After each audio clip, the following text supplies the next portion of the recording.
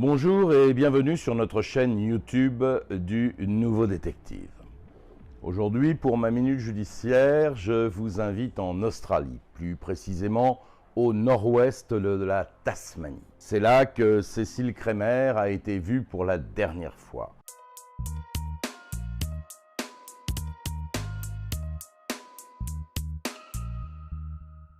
La jeune femme annonce à sa sœur Amélie son projet de road trip en zone blanche, un endroit du globe où le portable ne passe pas. Nous sommes alors le 13 juin, Cécile Kremer est une aventurière, une vraie. Elle a toujours eu le voyage dans le sang. Ado, elle quitte sa Belgique natale pour un séjour d'1 an aux USA, qu'elle a malheureusement dû écourter en raison du décès de son père. Elle se fixe un temps avec un compagnon à Gouvy, une petite ville proche de Liège. Elle travaille comme secrétaire chez un frigoriste, mais ce n'est pas sa route. Cette vie trop monotone ne lui convient pas. Le couple vacille, ils se séparent et elle repart à l'assaut du monde. Direction l'Australie. Pendant 1 an, elle vit de petits boulots, principalement dans des hôtels ou encore des fermes du côté de Melbourne. Elle sillonne le pays et décide, avant l'expiration de son visa, de visiter la Tasmanie. Elle a pris le ferry avec son 4x4, un Honda de couleur blanche. Elle s'installe à Hobart, la capitale tasmanienne, trouve un emploi de serveuse. Ses jours de repos, elle randonne en mode bivouac, sans aucun confort. Elle indique dans ses derniers messages, cette semaine, douche froide au programme. L'île lui semble petite en comparaison de la surface de l'Australie, mais la Tasmanie est grande comme 2 fois la Belgique. Et c'est dans ce contexte qu'elle annonce à sa sœur, le 13 juin, son intention de visiter le site Les Chutes du Philosophe. Un site sauvage d'une beauté exceptionnelle, mais difficile d'accès.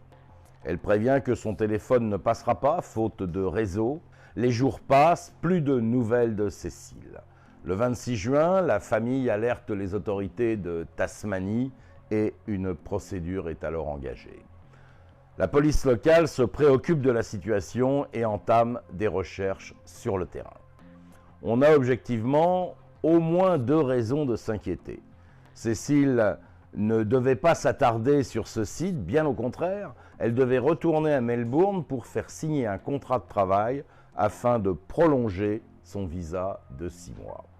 Or, elle avait déjà pris son billet de retour pour le ferry en date du 21 juin et elle n'a pas embarqué ce jour-là ni les jours suivants.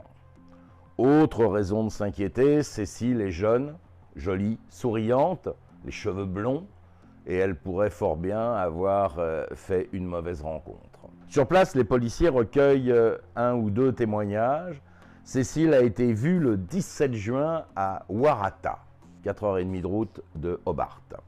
Et en poursuivant leurs recherches, les enquêteurs découvrent la voiture de Cécile, le fameux 4x4 blanc. On est à une dizaine de kilomètres de Waratah. La voiture est garée sur un parking à l'entrée d'une zone naturelle. Cet endroit sert de point de départ aux randonneurs vers les chutes du Philosophe. La voiture ne porte aucune trace d'effraction ni d'une éventuelle scène de violence. Mais la météo n'est pas une alliée. En effet, là-bas, l'hiver est installé, il y a même un risque de chute de neige. Les températures la nuit descendent en dessous de 0. Or, on sait que Cécile n'était pas équipée contre les grands froids. Elle avait juste pris le nécessaire pour une brève promenade. Les enquêteurs s'attardent sur les chutes du Philosophe, mais en cette période, il n'y a pas ou peu de promeneurs. Cécile n'a laissé ni trace ni souvenir. Elle a voyagé un peu comme un fantôme. Les policiers, à force de recoupement, sont persuadés qu'elle a croisé un randonneur. Ils lancent alors un avis de recherche, un appel à témoigner. L'homme finit par se présenter, mais n'a pas croisé la jeune Belge. Même si les recherches se poursuivent, le pessimisme est de rigueur. Cécile s'est lancée dans une folle aventure, encouragée sans doute par l'ivresse du voyage qui l'habitait. Elle est partie seule, en plein hiver, dans une zone déserte où il lui était impossible d'appeler les secours en cas de problème. Le médecin indique qu'elle a pu mourir de froid dès la première nuit. Une inconscience que la nature a sans doute sanctionnée de manière impitoyable. Cela fait maintenant plus d'1 mois que Cécile n'a pas donné signe de vie.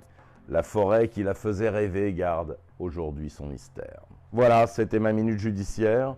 Je vous dis à la semaine prochaine sur notre chaîne YouTube du Nouveau Détective pour une nouvelle chronique.